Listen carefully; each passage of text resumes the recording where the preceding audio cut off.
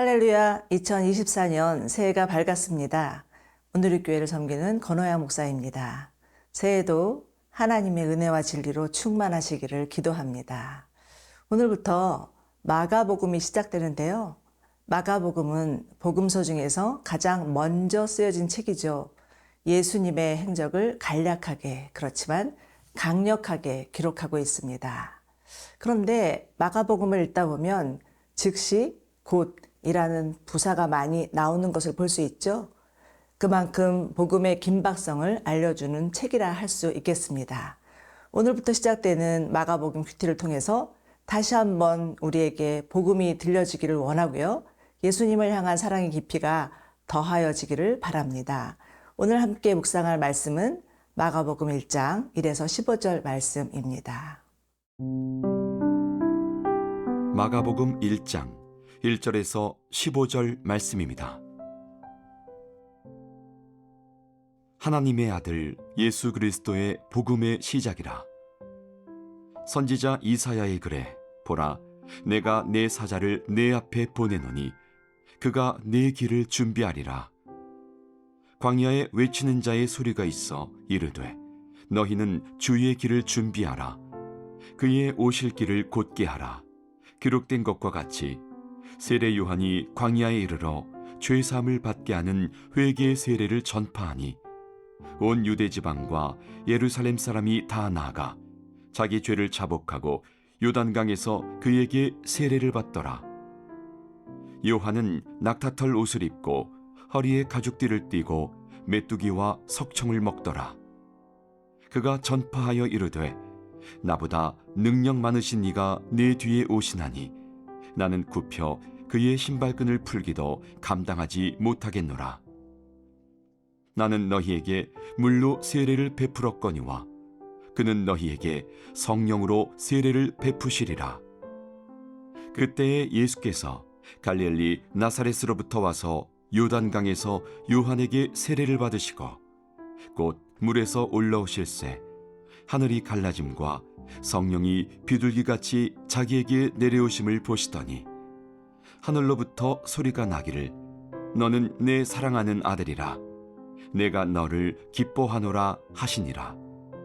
성령이 곧 예수를 광야로 몰아내신지라. 광야에서 40일을 계시면서 사탄에게 시험을 받으시며 들짐승과 함께 계시니 천사들이 수종들더라. 요한이 잡힌 후 예수께서 갈릴리에 오셔서 하나님의 복음을 전파하여 이르시되 때가 찼고 하나님의 나라가 가까이 왔으니 회개하고 복음을 믿으라 하시더라. 오늘 본문에는 두 개의 세례가 나오고 있습니다.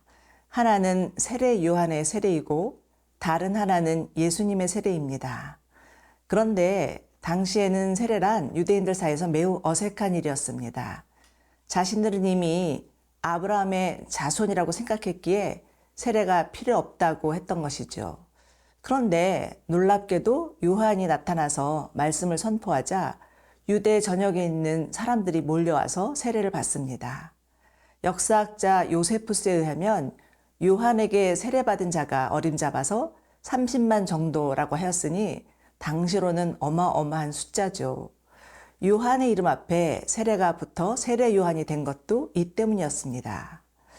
그렇다면 무엇이 이들의 마음을 움직였길래 요한에게 나와서 세례를 받게 되었던 것일까요? 2절에서 보시는 바와 같이 요한은 예수님이 오실 길을 예비하기 위해서 하나님께서 보내신 사자였습니다. 이런 요한이 어느 날부터 나타나 죄사함을 주는 회개의 세례를 전파하니 온 유대 지방과 예루살렘의 사람들이 나와서 자기 죄를 자복하고 요단강에서 세례를 받은 것이죠. 요한이 전한 메시지는 잠자던 영혼들을 흔들어 깨우기에 부족함이 없었고 무뎌졌던 마음을 하나님께 돌이키기에 충분하였습니다. 당시 유대인들은 자신들이 유대인이니까 당연히 하나님께서 자신들을 인정해 주실 것이라 믿어 의심치 않았지만 요한의 설교를 듣고는 그 생각이 잘못되었음을 깨달았던 것입니다. 그래서 마음의 찔림을 받고는 자발적으로 세례를 받기 시작했고 심지어 바리새인과 사두개인들마저도 세례를 받기를 청하였던 것입니다. 자, 그렇다면 여러분, 회개란 무엇입니까? 자신의 잘못을 뉘우치는 것으로 끝나는 것이 아니라 하나님께 가까이 나아가는 행위이고 자신의 삶을 유턴하여서 하나님 앞에 돌이키는 것입니다. 마음의 변화를 말하는 거죠. 그러므로 우리에게도 이와 같이 회개의 세례가 필요합니다. 예수님을 알지 못하는 자들이 복음을 듣고 예수님을 구주로 영접하기 위해서 회개해야 하지만 예수님을 믿는 우리에게도 회개가 필요합니다. 만약에 하나님을 의지하며 기쁘게 살아야 함에도 불구하고 늘 염려하고 근심하고 불평하며 살았다면 회개해야 합니다. 영적인 일에는 무관심하고 세상 일에만 눈이 밝았다면 회개하죠. 하나님이 우리 인생의 주인이심을 알면서도 여전히 돈이 우선이라고 생각한다면 회개해야 합니다. 하나님의 말씀을 들으면서도 내 마음속 깊이 죄를 품고 산다면 회개해야겠지요. 우리 자녀들을 영적으로 지도하기보다는 세상에서 성공하는 자녀로 만들기 위해서 모든 것을 쏟아붓는다면 회개해야 하고 세상 사람들을 부러워하며 따라가고자 했다면 그 또한 회개해야 합니다. 새해 첫날 하나님께서 주신 말씀 묵상하며 자신을 깨끗게 하고 하나님께 더욱 가까이 나가길 원합니다. 그렇지만 요한의 세례는 하나님께 가기 위한 하나의 과정일 뿐 구원을 가져다 주지는 못합니다. 7절 보실까요? 그가 전파하여 이르되 나보다 능력 많으신 이가 내 뒤에 오시나니 나는 굽혀 그의 신발끈을 풀기에 감당하지 못하겠노라. 요한은 예수님을 소개하고 있습니다. 예수님의 말로 우리에게 구원을 베푸실 하나님이심을 알리면서 자신은 아무것도 아니라고 고백하죠. 말 그대로 그는 단지 왕이신 예수님의 오심을 알리는 겸손한 전령이었습니다.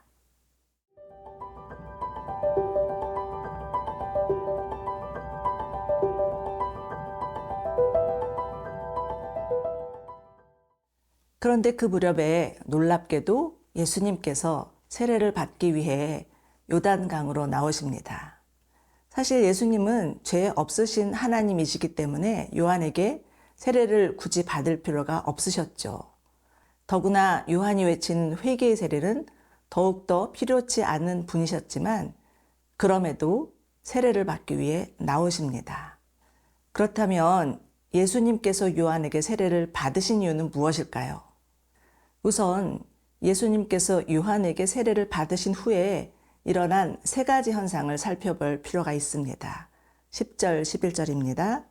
곧 물에서 올라오실 때 하늘이 갈라짐과 성령이 비둘기같이 자기에게 내려오심을 보시더니 하늘로부터 소리가 나기를 너는 내 사랑하는 아들이라 내가 너를 기뻐하노라.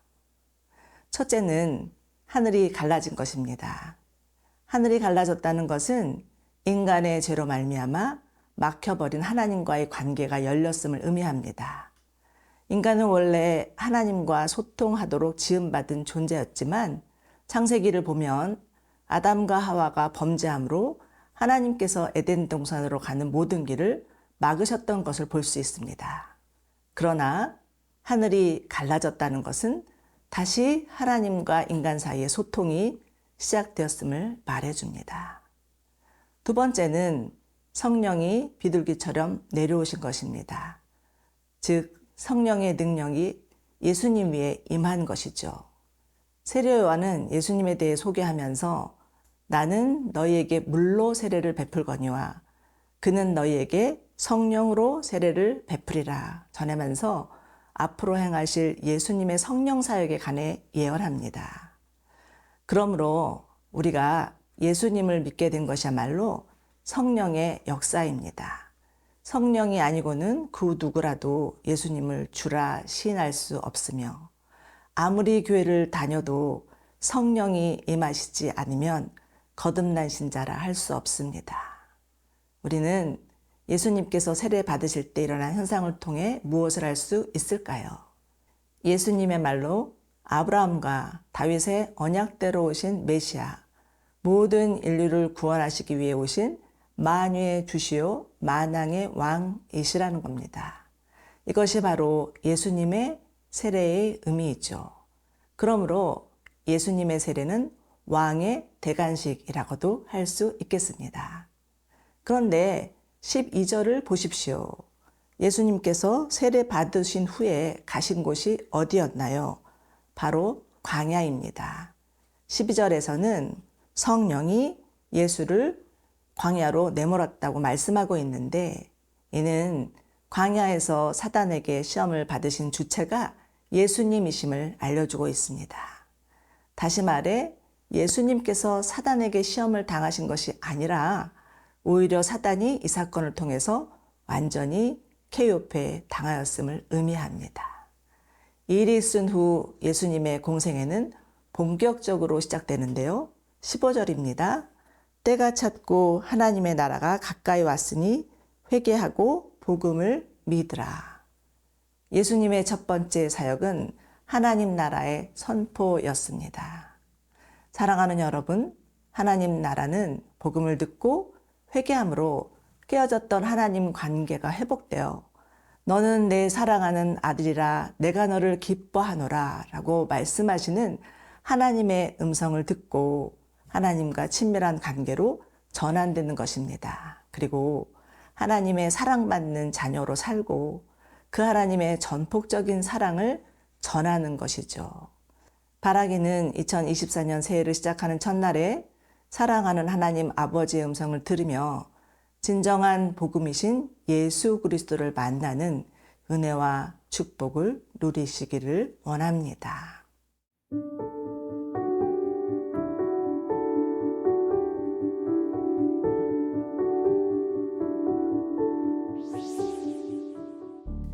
하나님 아버지, 예수님을 이 세상에 보내주셔서 우리로 하여금 복음 듣게 하시니 감사합니다. 날마다 복음이 들려지게 하시고 복음 앞에 서는 자들 되게 하여 주시옵소서.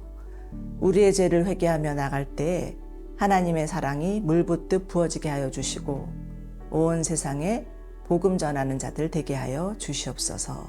예수 그리스도 이름으로 기도드리옵나이다.